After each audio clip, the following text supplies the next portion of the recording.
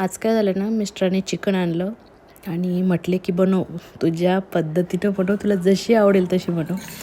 तर मी काय केलं, तेल ठेवलं कढईमध्ये, छान गरम होऊ दिलं. त्यामध्ये धुतलेलं चिकन घातलं, स्वच्छ धुवून घ्यायचं आहे.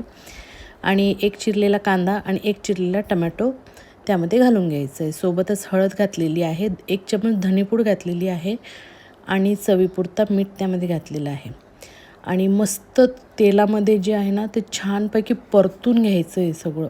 म्हणजे चिकनला मस्त ते तेलाचं असं ते चटके चटके नाही का लागतात, बस तसे लागले गेले पाहिजे फक्त तेलामध्ये बस. आणि टाकताना गरम पाणी टाकायचं आहे. तर कसं टाकायचं मी सांगते. त्यावर ताट ठेवायचं आहे आणि 1 ग्लासभर पाणी त्यामध्ये ओतायचं आहे बस.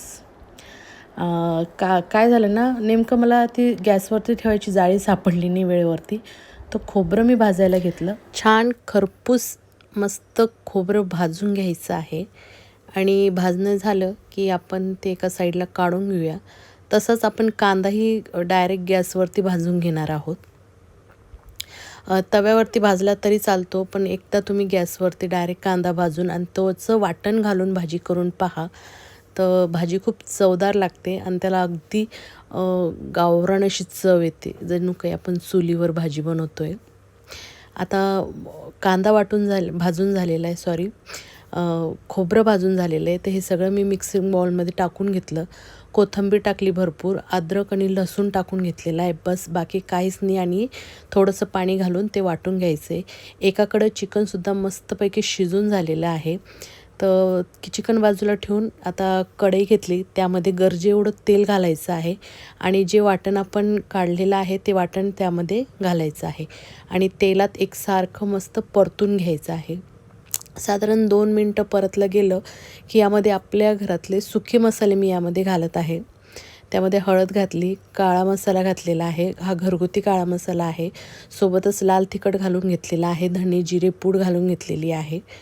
आणि हे सर्व घालून झालं की एक मस्तपैकी एकत्र एकजीव करायचं आहे आणि हे सगळं काही आहे ना फ्राय होऊ द्यायचं आहे मस्त, जोपर्यंत तेल सुटत नाही मसाल्याला तोपर्यंत. सोबत मीठही घालून घ्यायचं आहे.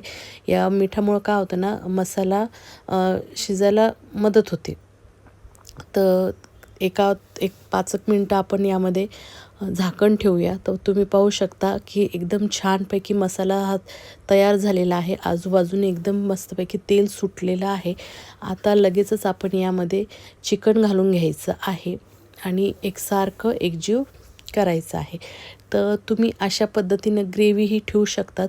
नाही जर तुम्हाला त्यामध्ये थोडासा रस्सा हवा असेल तर तुम्ही गरजेनुसार त्यामध्ये पाणीही घालू शकता. फक्त काळजी एवढी घ्यायची आहे की पाणी टाकताना जे आहे तर ते गरम पाणी घालायचं आहे, थंड पाणी घालायचं नाही आहे. आणि मस्तपैकी एक उकळी येऊ द्यायची आहे आणि उकळी आली की यामध्ये कोथिंबीर टाकायची छानशी आणि चिकनची मस्त गावरान पद्धतीनं अगदी सोपी अशी भाजी तयार झालेली आहे. भाकरीसोबत घ्या, भातासोबत घ्या, पोळीसोबत घ्या, कसंही खा. आणि चॅनलला माझ्या सबस्क्राईब करा, सोबतच बेल आयकनवरतीही हिट करा. म्हणजे अशाच मी नॉनव्हेजच्या खूप छान छान रेसिप्या तुमच्यापर्यंत पोहोचेल. तर भेटूया पुढच्या व्हिडिओमध्ये. बाबा.